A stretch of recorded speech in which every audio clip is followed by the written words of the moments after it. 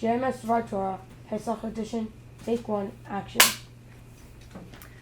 This Dvar is dedicated to all those whose springtimes are so hectic and crazy with activities and performances that they sometimes wonder, why did the spring holidays of Purim and Passover have to be so close together? It's kind of a lot. I want to suggest that it's a lot on purpose, just like lifting those weights 2 more times when you are already tired. Let me explain.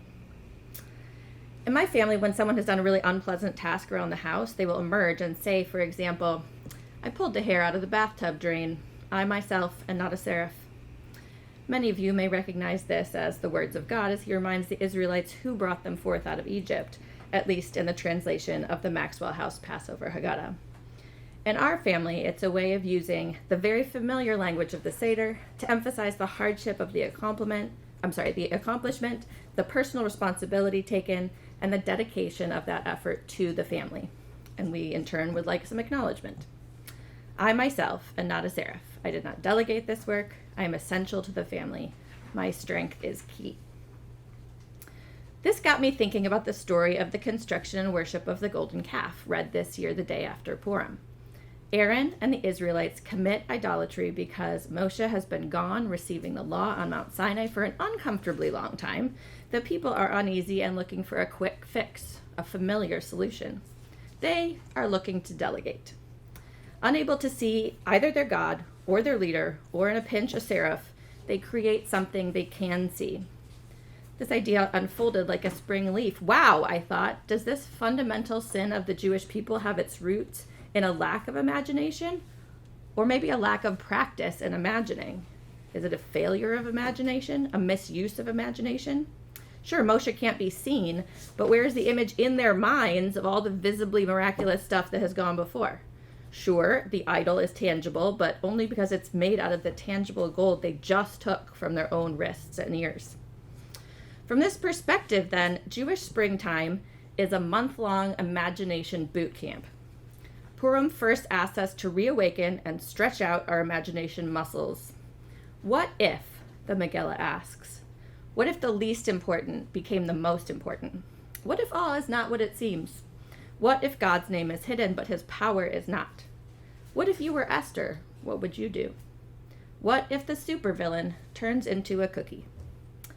We start like children, with disguises, silly interpretations, explorations, and possibility, so that in 4 short weeks we can fully enter into the Magid of the Seder, the story of the escape from slavery under Pharaoh, as if it were each of us ourselves that left Egypt.